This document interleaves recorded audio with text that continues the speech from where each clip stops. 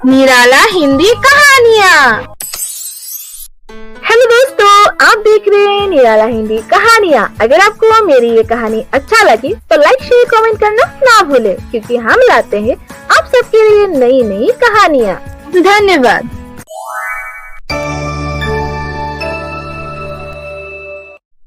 बेटी, तुम अपना ख्याल ठीक से रख तो रही हो ना? तुमसे कोई घर का काम तो नहीं कराता है? प्रमीला जी पिछले 1 घंटे से बेटी निकिता के साथ फोन पर बातें किए जा रही है।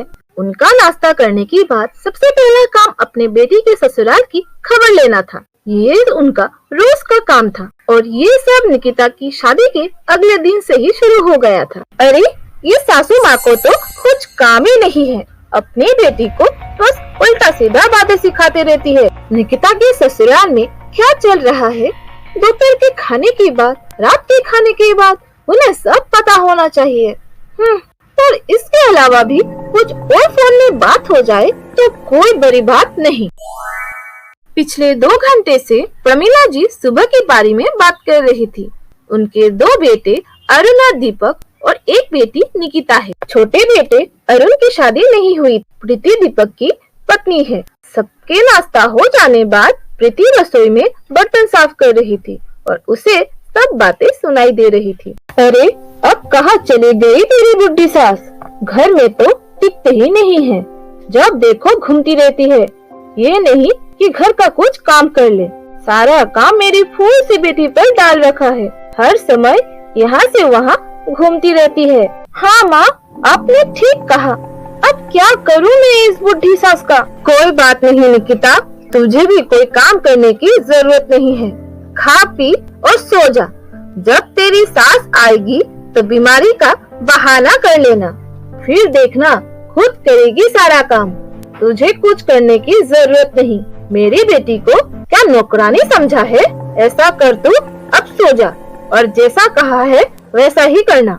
मैं तुझे बाद में फोन करती हूँ। अभी मुझे पड़ोस की सुशीला आंटी के यहाँ जाना है। ठीक है मम्मी, मैं ऐसे ही करूँगी। ये बुढ़ी ने तो परेशान कर रखा है मुझे, अब उसे भी पता चलेगा। Bye mummy. बाय बेटा।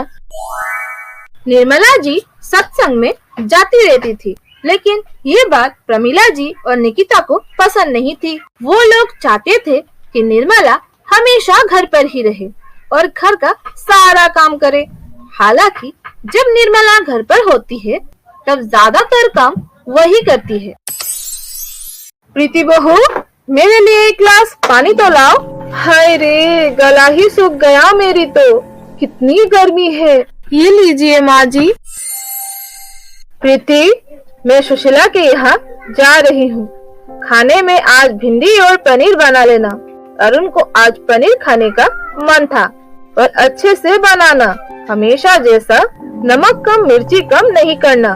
तुम्हें तो अभी तक अच्छे से खाना भी बनाना नहीं आया। जी ठीक है माँ जी। प्रीति प्रमीला जी को जाते हुए देख के कुछ कहना चाहती थी, पर कुछ नहीं कह के रसोई की ओर चली गई और काम करते हुए कुछ सोचने लगी। ये लोग ऐसे क्यों होते हैं? इनके दोहरे मापदंड क्यों होते हैं? बहू के लिए और बेटे के लिए कुछ और। ये कह के प्रीति पुरानी बातें याद करने लगती है। जब उसकी नई नई शादी हुई, उसका मन ससुराल में नहीं लगता था, तो वो घर में फोन लगा लेती थी। उसके आसपास निकिता और प्रमीला घूमते रहती थी, उसकी बातें सुनने के लिए। क्या जरूरत है इतने फोन करने की? ऐसा क्या बातें करती है अपने माँ से? जब देखो फोन पर ही लगी रहती है, काम पर भी ध्यान दिया कर। क्या जरूरत है इतने फोन करने की? ऐसा क्या बातें करती है अपने माँ से? जब देखो फोन पर ही लगी रहती है, काम पर भी ध्यान दिया कर। उनका ताना सुन के प्रीति परेशान होके अपनी माँ से फोन में बात करना ही छोड़ दिया। ये देख के प्रीति की माँ फोन करके शिकायत करने लगी। बेटी, तुम तो हमें भूल ही गई। 2-3 दिन तक हो जाते हैं तुमसे बात किए हुए। अब हम तुम्हारे कुछ नहीं लगते हैं क्या बेटी? ऐसा मत बोलिए माँ, क्या करूँ मैं? घर का काम की वजह से समय ही नहीं मिलता। तो बेटी, मैं कौन सा तुम्हारी ज्यादा समय लूंगी, बस तुम्हारी आवाज थोड़ा भी सुन लूं तो मेरे मन को सुकून मिल जाएगा कि तुम ठीक हो। पर जब तुम फोन नहीं उठाती तो मुझे बहुत चिंता हो जाता है बेटी। ठीक है माँ, मैं फोन किया करूँगी, आप चिंता मत करिए। प्रीति माँ को क्या बताए कि जब भी वो फोन में बातें करती थी तो उसे कितना बातें सुनना पड़ता था और ये सब सुन के उसे बहुत दुख होती थी।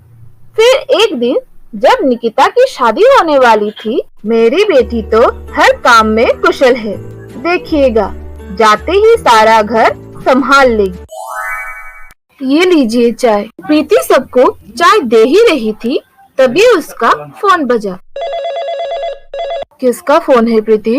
वो मेरी माँ का फोन है माँ जी। पता नहीं कैसे लोग हैं, किसी भी समय फोन कर देते हैं, ये नहीं सोचते काम का समय है। जब तब लड़की के ससुराल में हस्तक्षेप करते रहते हैं। हाँ, आपने ये बात तो ठीक कहा है जी, पर मैं तो ऐसा बिल्कुल नहीं करूँगी।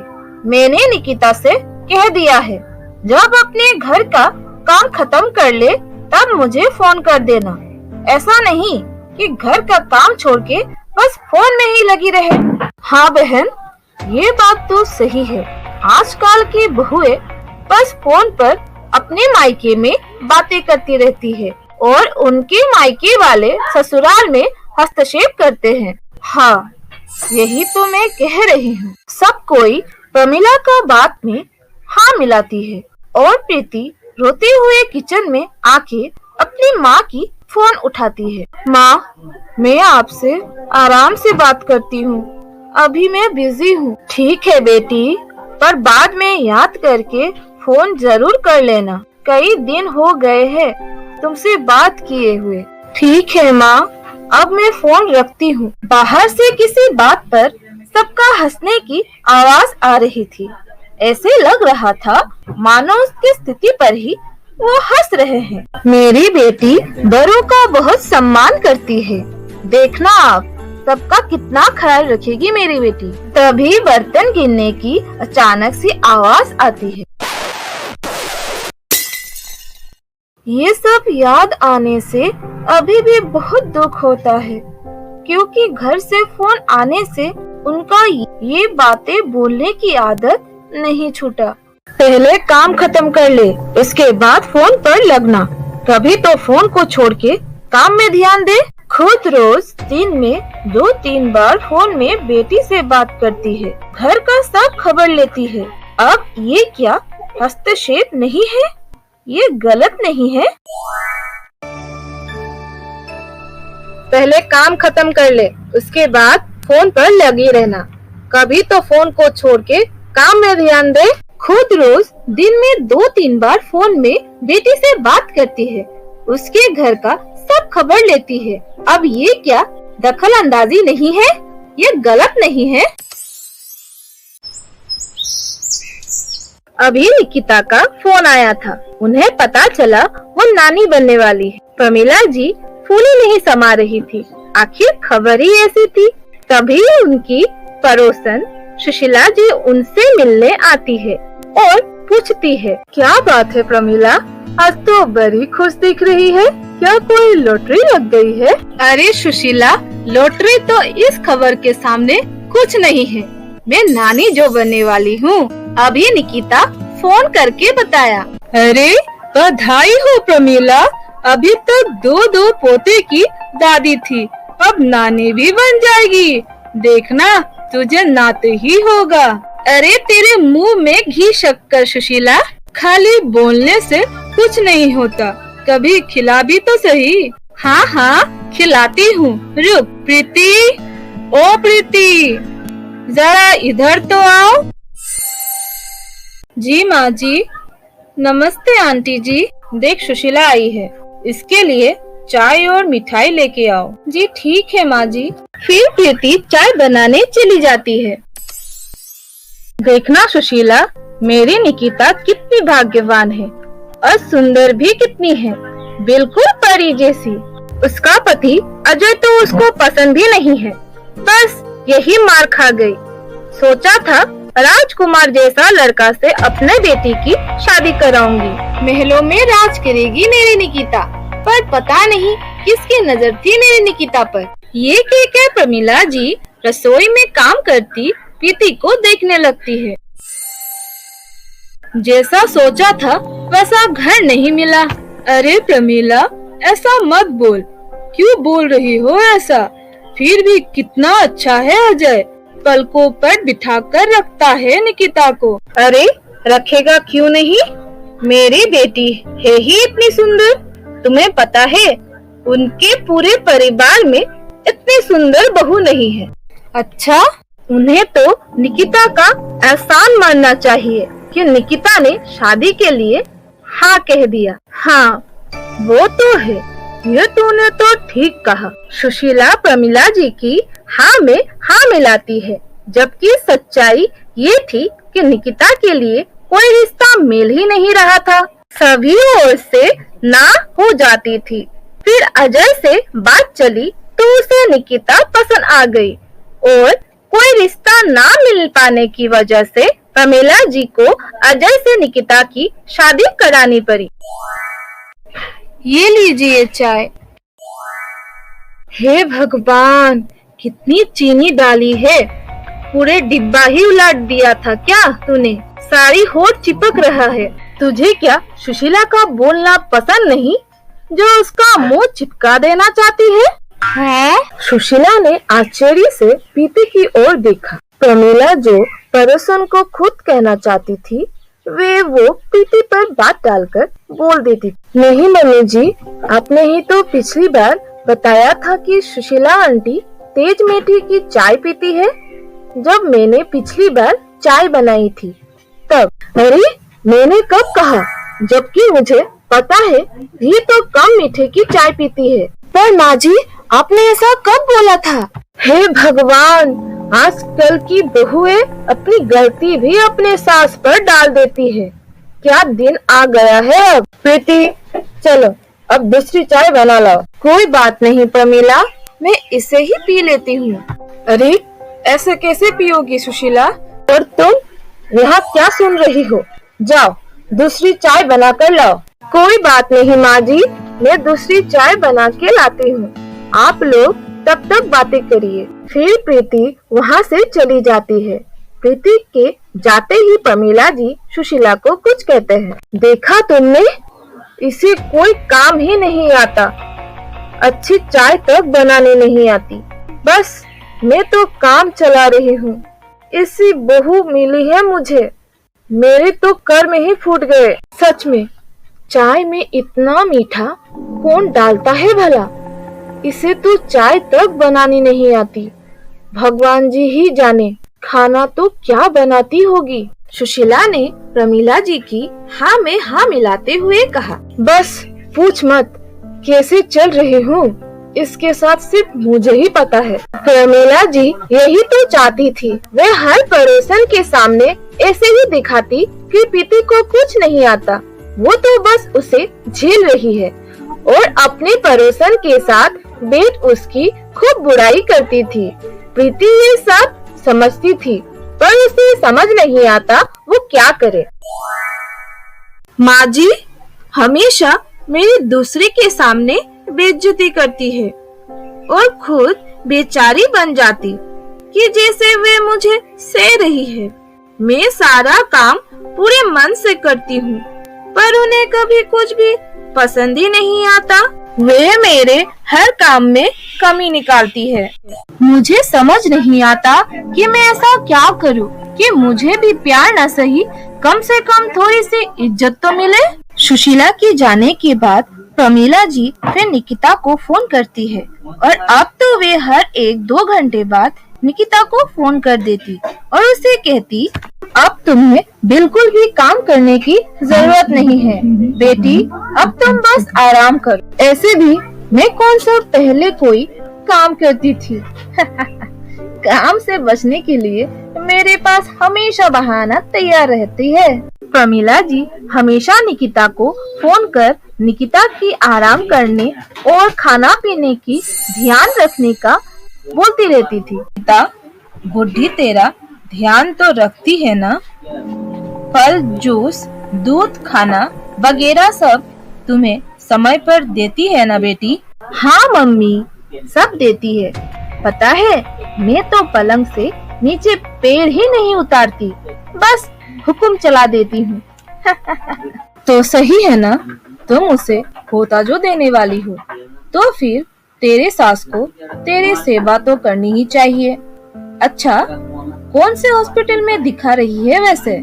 अच्छा तो है ना? मम्मी, बहुत अच्छा हॉस्पिटल है, डॉक्टर भी अच्छी है। फिर ठीक है, कुछ भी परेशानी हो तो मुझे बता देना, मैं फोन करके बुढ़ी को ठीक कर दूंगी। क्या बात करती हो मम्मी, मैं आपकी बेटी हूँ। मैं परेशान होने वालों में से नहीं हूँ, परेशान करने वालों में से हूँ। बैंड बजा रखी है बुढ़ी की मैं। अच्छा, सच में बेटी? तभी तो मदद के लिए अपने बेटी को उसका ससुराल से बुला दिया। अब दोनों मेरे सेवा में लगी हुई है। फिर ठीक है, मगर कभी भी चू चा करे तो मुझे बता देना, वही आकर तेरे सास की खटिया खड़ी कर दूंगी। ठीक है मम्मी। ये कहकर निकिता फोन रख देती है। प्रमिला जी को निकिता की इतनी चिंता करते हुए देखकर प्रीति सोचती है, माँ जी कितनी खुश है। काश वो तब भी ऐसे ही खुश होती जब मैं गर्भवती हुई थी, लेकिन तब तो प्रीति की शादी को 1 साल हो गया था, पर प्रमिला जी कभी उसे सीधा मुंह बात भी नहीं करती, हमेशा उसे ताना मारती थी। उधर निकिता तो उनसे भी 2 कदम आगे थी। घर की एकलौती लड़की जो थी, घर में तो उसकी ही हुकूमत चलती थी। प्रीति, तुम अभी तक मेरे बेटी को कुछ खाने दिया है कि नहीं? माँ, भाभी को मुझसे थोड़ा भी प्यार नहीं है, इसीलिए तो मुझे भूख भी लगी होगी नहीं सोचती। प्रीति, तुम मेरी बेटी को बिना खिलाए उसकी तबीयत खराब कर देनी चाहती हो क्या? नहीं माँ जी, मैं आपका कमरा साफ कर रही थी, इसीलिए थोड़ा लेट हो गया खाना बनाने में। देखा माँ, अब भाभी तो आपके नाम लेकर मुझे लेट खाना देने का बहाना निकाल दिया। नहीं, सच बोल रही हूँ निकिता मैं। अब और बहाना देने की जरूरत नहीं। मुझे तुम आलसी बताना चाहती हो, जो थोड़ा सा मेरे काम करके इतना काम किया जता रही हो। प्रमिला जी प्रीति को ताना मारना कभी भूल भी जाए तो निकिता एकदम उन्हें उकसाने लगती थी। दोनों माँ बेटी हमेशा उसके पीछे पड़ी रहती थी, जैसे कि उन्हें कोई मिल गया हो जिस पर वे अपनी पूरी भड़ास निकाल सकती है। माँ जी, वो निकिता मेरे साथ ऐसे क्यों करती है? मैं विराट को बोलूंगी कि वे अपने माँ और बहन को समझाए, वो मेरे प्रॉब्लम जरूर समझेंगे।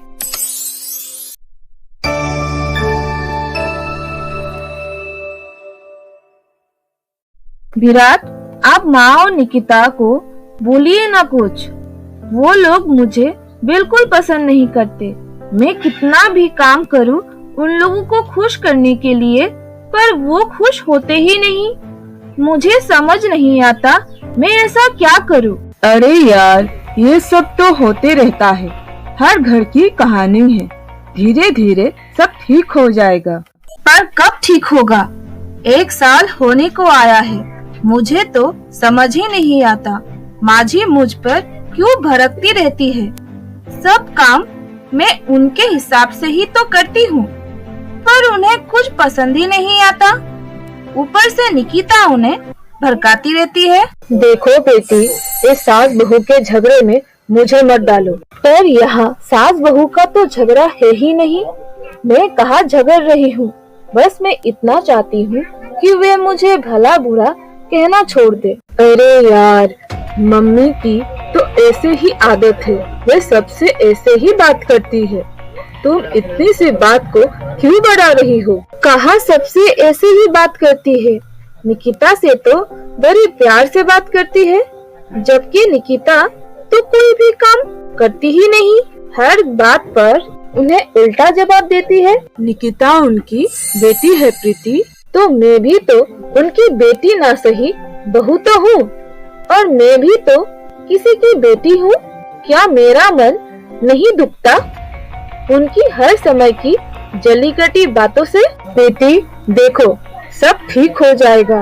अब मैं बहुत थक गया हूँ, मुझे नींद आ रहा है। ये कहकर विराट करवट लेकर सोने लगता है और प्रीति वही बैठी रहती है। उसे नींद भी नहीं आती। मुझे लगा था विराट मुझे समझेंगे, माँ जी और निकिता से बात करेंगे कि वे लोग मुझे परेशान ना करे, पर इन्हें तो कोई फर्क ही नहीं पड़ता। अब हर बात अपने मायके में भी तो नहीं बता सकती। वह समझते हैं कि मैं कितनी खुश हूँ। अगर उन्हें इन सब बातों के पता चल गया तो दुखी हो जाएंगे, और मैं उन्हें दुखी नहीं करना चाहती। कितनी मुश्किल होता है कि जिसके भरोसे प्रीति एक नया घर में दुनिया बसाई है, वही उसको नहीं समझता, अपने पत्नी के लिए नहीं खड़ा होता। फिर एक दिन प्रीति की जिंदगी में खुशियों ने दस्तक दी। एक दिन प्रीति की तबीयत ठीक नहीं चल रही थी। उसे बार बार चक्कर आ रहे थे, तो विराट प्रीति को डॉक्टर के पास ले जाता है। तो डॉक्टर उन्हें बताते हैं कि प्रीति गर्भवती है। ये सुनते ही दोनों बहुत खुश हो जाते हैं, पर डॉक्टर उन्हें बताते हैं, प्रीति तुम बहुत कमजोर हो, तो शुरू के महीने में तुम्हें आराम की जरूरत है और फल, दूध और खाने का विशेष ध्यान रखना होगा। हाँ डॉक्टर, मैं प्रीति का अच्छे से ध्यान रखूंगा, और घर में सब कोई ये सुन के तो बहुत खुश हो जाएंगे। वे भी सब कोई प्रीति का बहुत ध्यान रखेंगे। प्रीति बहुत खुश थी। भगवान ने उसकी प्रार्थना जो सुन ली। अब माँ जी उसे बहुत खुश हो जाएंगे और उसे थोड़ा बहुत सम्मान तो देगी, क्योंकि वे उन्हें दादी जो बनाने वाली है। ये सब सोच के प्रीति मन में बहुत खुश हो जाती है। ये खबर घर में सुनाने के लिए मिठाई का डिब्बा भी ले लेता हूँ कि मम्मी बाद में भी मिठाई मंगवाएगी ही, तो साथ ही ले चलता हूँ। फिर दोनों खुशी खुशी घर में कदम रखते हैं और दोनों जाकर प्रमिला जी के पैर छूते हैं। ये सब देख के प्रमिला आश्चर्य हो जाते हैं। अरे तुम लोग मेरे पैर क्यों छू रहे हो? कुछ हुआ है क्या? मम्मी पहले आप मिठाई खाओ। आप ये बात सुनोगे तो खुशी के मारे रह नहीं पाओगे। अब सुनो, आप दादी बनने वाली हो। क्या ये सच है? प्रमिला जी को जैसे ये बात सुन के सदमा लग गया हो और उनके मुंह से मिठाई का टुकड़ा निकलकर नीचे गिर जाता है। वे आश्चर्य से दोनों की ओर देखते हैं। हाँ मम्मी, आप दादी बनने वाले हो। नहीं नहीं, ये कैसे हो सकता है? मतलब आप क्या कह रही हो मम्मी? अरे वो मेरा मतलब इतनी जल्दी क्या है? शादी को 1 साल ही तो हुआ है, 2-3 साल तो रुकना ही चाहिए था। बच्चे तो क्या है, कभी भी हो जाते हैं। कौन सा तुम्हारी उम्र निकल जा रही थी? अरे ये क्या, प्रमिला जी क्यों खुश नहीं है प्रीति की खबर से? अब ऐसा क्या बात है? जानने के लिए आगे देखते रहिए। और अगर मेरी कहानी आप लोगों को अच्छा लगे तो लाइक, शेयर, कमेंट करना ना भूलें।